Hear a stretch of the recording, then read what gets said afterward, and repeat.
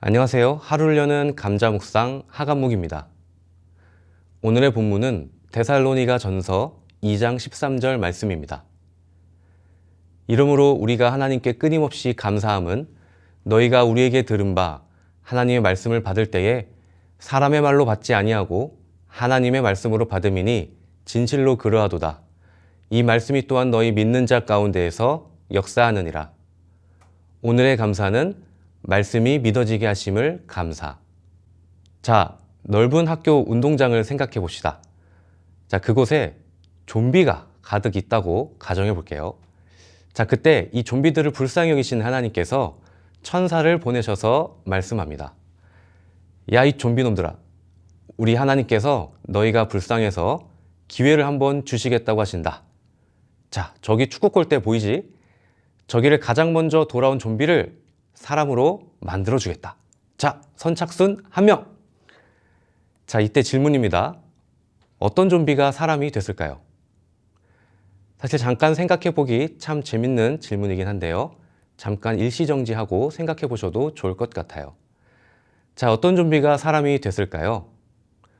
정답은 어떤 좀비도 사람이 될 수 없었다입니다. 답을 알고 나니 좀 허무하죠? 왜 그 많은 좀비는 사람이 될 수 없었을까요? 사실 그 이유가 더 중요한데요. 그 이유는 좀비는 사람의 말을 알아들을 수 없기 때문입니다. 그러니 하나님의 파격적인 제안에 대하여 들을 수도 없고 반응할 수도 없었던 것이죠. 우리 주변에는 많은 불신자들이 있습니다. 가까운 가족부터 먼 지인들까지요. 그들은 누가 보기에도 훌륭하고 좋은 사람들입니다. 하지만 영적으로 보면 좀비나 다름이 없어요. 하나님의 말씀에 반응을 하지 않죠. 그럴 때마다 마음이 참 아픕니다.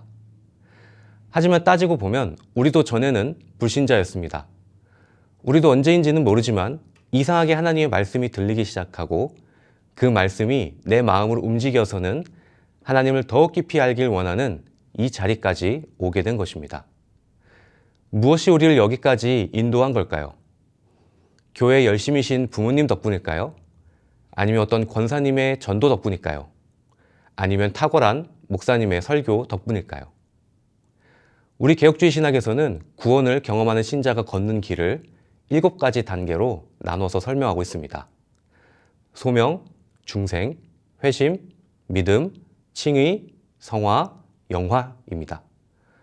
오늘 다 설명할 수는 없지만 여기서 오늘 주목할 지점은 소명과 중생의 관계입니다. 여기서 소명이란 사역자의 길을 가겠다고 할 때 받는 소명을 말하는 게 아닙니다. 설교자를 통해 선포되는 하나님의 말씀을 의미합니다.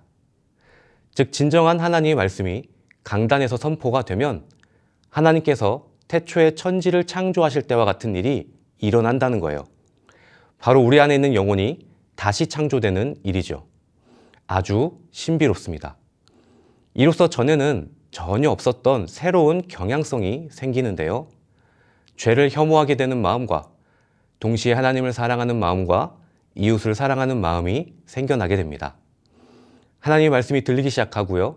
말씀대로 살기 원하는 마음이 일어납니다. 그리고 회개하여 돌이켜 믿음을 갖고 사는 삶이 시작되죠. 따라서 하나님의 말씀이 들리고 외적으로 신앙적인 변화가 생기는 일은 우리가 하나님의 백성이라는 명백한 증거입니다. 우리가 죄와 싸우다 보면 내가 정말 신자인지 아닌지 흔들릴 때가 종종 있습니다. 삶이 무너지면 무너질수록 더욱 그렇죠. 그럴 때마다 이 점을 상기하십시오. 우리는 하나님의 말씀이 들리는 사람들이에요.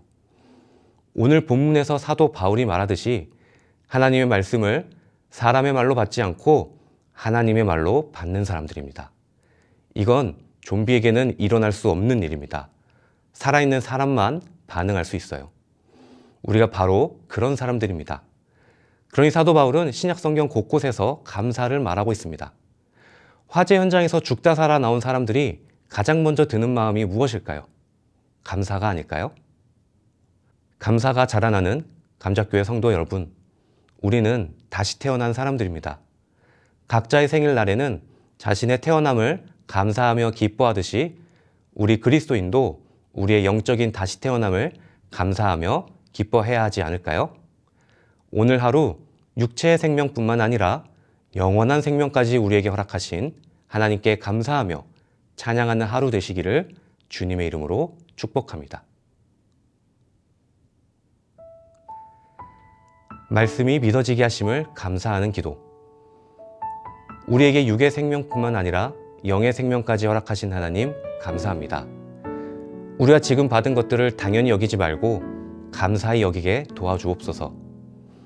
무엇보다 그리스도로 우리 영혼을 새롭게 창조하시고 영원한 생명을 얻어 누릴 수 있게 하심을 감사합니다.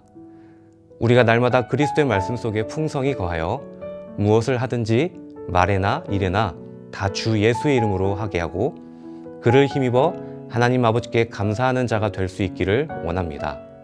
살아계신 우리 주 예수 그리스도 이름으로 기도합니다. 아멘.